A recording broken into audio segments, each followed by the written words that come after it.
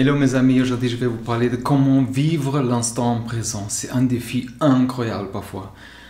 Alors l'idée de vivre l'instant présent, on le voit souvent invoqué partout, dans les affiches, dans les trucs de motivation. Mais c'est vraiment un concept important. Et c'est important à comprendre parce que apprendre à vivre dans l'instant présent, ça va améliorer nos relations, notre productivité, notre bien-être et c'est une excellente manière de nous rappeler d'apprécier les petites choses que nous avons déjà et ne pas prendre tout pour acquis, Mais je sais que c'est pas facile. Et beaucoup, par exemple, entre nous, on est parfois submergé, par exemple, par des pensées du passé, des incertitudes pour l'avenir. Et ça va rendre plus difficile de profiter pleinement de chaque instant. Mais il existe des stratégies simples qu'on peut utiliser pour nous aider à rester plus souvent dans le présent, dans le présent, maintenant, Lorsqu'on pense, par exemple, tout le temps à ce qui s'est passé dans le passé, qu'on est inquiet, qu'est-ce qui peut arriver dans l'avenir, on ne peut pas profiter du présent. Mais, comme je disais, il y a des façons de vivre l'instant présent. Et la première consiste à pratiquer la pleine conscience. Et ça veut dire, une autre solution consiste par exemple à remarquer des petites choses dans la routine qu'on a tous les jours, comme le lever du soleil, le coucher du soleil, un sourire de quelqu'un. Et il n'y a pas une manière universelle de vivre l'instant présent. Mais c'est un processus qui parfois nous prend des essais et des erreurs. Mais si on continue à appliquer par exemple, tout ça, on doit pouvoir vivre l'instant présent plus fréquemment. Ça veut dire, c'est bien pour notre santé mentale, physique même. Alors, on va voir quelques techniques pour arriver. La première, être reconnaissant. Ça veut dire d'arrêter de penser au passé ou de s'inquiéter de l'avenir, mais être reconnaissant pour toutes les bonnes choses qu'on a déjà dans notre vie. Ça veut dire, si on a du mal, par exemple, à se concentrer sur le présent, on peut essayer de mettre dans notre nature, par exemple, visiter la nature dehors, aller dehors, voir la beauté qui nous entoure et écouter les sons autour de nous. On peut également écrire des choses, certaines choses pour lesquelles on est reconnaissant. Ça veut dire avoir un journal de gratitude, On peut aussi également apprendre à accepter des choses qui échappent à notre contrôle. Ça veut dire il y a beaucoup d'événements parfois et situations qu'on ne peut pas contrôler. Par exemple, les embouteillages, une maladie ou quelque chose qui peut nous affecter. Mais si on pense à ces choses, il faut savoir que la seule chose qu'on peut contrôler, c'est la façon qu'on va réagir. Ça veut dire, on peut choisir de résister à ces circonstances, ou on peut être reconnaissant pour les accepter. Ça veut dire, ça pas forcément accepter que c'est bon pour nous, mais qu'on est en train de les surmonter, qu'on est en train de vivre. Par exemple, une autre façon, bien sûr, c'est de passer le temps avec les personnes qui nous rendent heureux. Par exemple, passer du temps avec les proches augmente notre niveau de positivité et de bonheur. Ça nous aidera aussi à vivre l'instant présent, plus souvent en tout cas. On peut aussi essayer de faire des exercices de respiration, par exemple, respiration profonde. Et ça nous aide à être plus concentrés, par exemple, sur le moment présent. Alors, il faut pas faire du multitasking. Ça veut dire, il faut se concentrer sur une chose à la fois. Et reconnaître que tous nos pensées ne sont pas forcément notre réalité. Ça veut dire, on peut commencer par observer nos pensées, par exemple. Et on va constater quelles sont les créations de notre cerveau, de notre subconscient, par exemple. C'est pas forcément notre réalité, c'est pas souvent notre réalité. Parfois c'est une bonne chose, parfois c'est une mauvaise chose, mais si on reconnaît que notre pensée n'est pas une réalité, elle va perdre notre pouvoir, surtout si c'est quelque chose de négatif. Et ça vient plus facile pour nous de mettre de côté aussi surtout les pensées négatives. Et pourquoi? Parce que comme ça, on peut se concentrer sur la seule chose qui est importante à ce moment-là.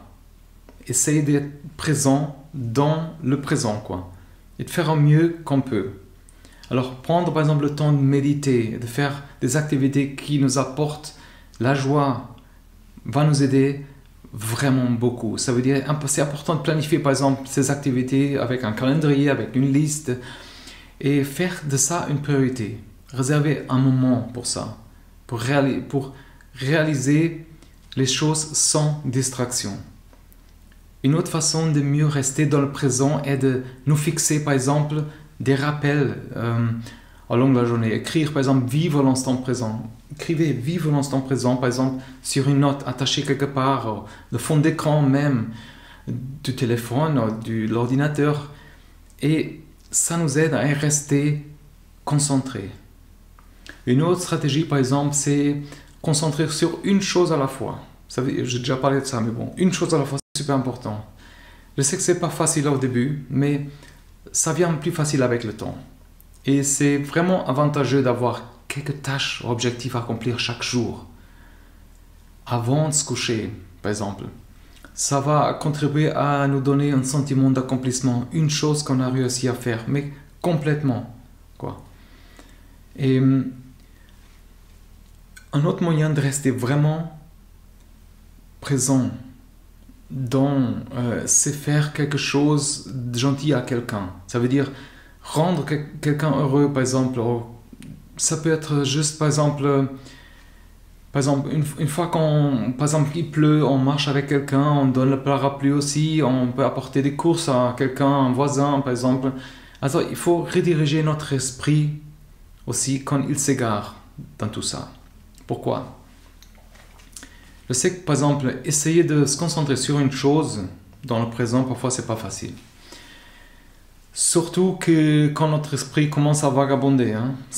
Mais si on pratique ça, ça deviendra plus facile avec le temps.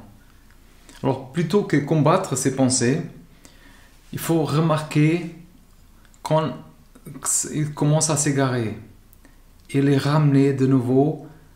Ça veut dire ramener à nous, mais penser de temps en temps à dominer tout ça. Ça veut dire, c'est important d'être réaliste à ce que vivre l'instant présent signifie pour nous à ce moment-là. Alors le but est par exemple de passer plus de temps possible dans l'instant présent. Même si on trouve que 10 minutes parfois de faire ça, 10 minutes de temps en temps, mais c'est mieux que rien, quoi. Ça veut dire ça nous aide à pratiquer ce qu'on appelle la pleine conscience. Mettre en place des signaux de pleine conscience dans notre maison. Par exemple, accomplir les actes, par exemple. C'est un bon moyen de, par exemple, vivre l'instant présent.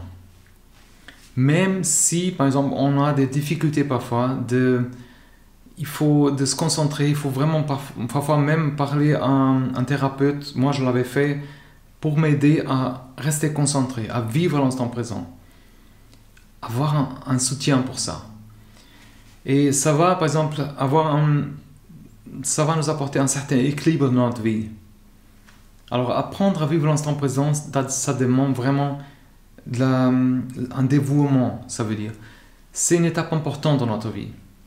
Garder notre concentration sur le présent va réduire notre stress, ça va améliorer notre qualité de vie. Ça va nous éviter de nous laisser emporter, par exemple, par des regrets, du regret surtout du passé, quoi. Ou même ces inquiétudes sur l'avenir. Avec la pratique, tout ça, on va commencer à être présent à chaque instant de notre vie, parfois. Et comme je disais, la pleine conscience. Alors, comment est-ce qu'on peut pratiquer? Alors, cultiver cette pleine conscience dans notre vie va nous aider à rester dans le présent. On peut commencer par des petites choses, comme prêter par exemple attention à une odeur du café par exemple, la sensation de nos pieds par terre, et Après, on va par exemple progresser vers des autres pratiques, comme la méditation, la lecture, un livre même sur la pleine conscience. Mais il faut vraiment pratiquer ça. Et pas se juger. Parce que la pleine conscience est un voyage et c'est pas facile parfois de maîtriser tout ça. On va constater peut-être qu'on est plus attentif à certaines situations que d'autres, mais tant qu'on continue à se concentrer, on deviendra meilleur avec le temps. Et dans un certain domaine aussi. Alors, on est vraiment, c'est pas évident parfois à pratiquer cette pleine conscience, être vraiment présent. Parce que notre esprit se remplit par exemple des pensées qui vont un peu partout, d'inquiétude, et c'est normal et il faut l'accepter. Le but de la pleine conscience n'est pas de faire disparaître toutes ces pensées qui nous envahissent, mais plutôt il faut plutôt les reconnaître par exemple ces pensées quand ils apparaissent par exemple et se concentrer ensuite sur le moment présent. Ça veut dire laisser les tourner autour et ignorer, il ne faut pas les combattre. Okay? Ils font partie de nous. Si on a du mal à rester dans le présent, se concentrer, c'est par exemple utile de trouver quelqu'un qui nous apprend à méditer par exemple, qui nous aide à vivre le moment présent. Ça peut être quelqu'un qui vous connaissez déjà, qui a avec vous des séances, un thérapeute. Il y a des applications aussi pour ça, pour appliquer la pleine conscience et des guides pour ça. On peut aussi essayer d'intégrer la pleine conscience dans les activités qu'on pratique déjà dans notre vie quotidienne. Par exemple, on peut étendre la télévision aussi. Pendant qu'on est en famille, ça peut nous aider à manger plus lentement, à se concentrer. C'est des petits trucs. Jouer à des jeux ensemble, c'est un moment agréable, par exemple. D'encourager tout le monde, la famille et tout, à pratiquer cette conscience, cette pleine conscience, être dans le présent. Alors j'espère que c'était puissant pour vous, que ça vous a aidé à réfléchir aussi sur ces choses. C'est quelque chose qu'on devrait faire tous les jours. Pourquoi ça nous aide à vivre vraiment et pas s'inquiéter sur le passé, sur l'avenir.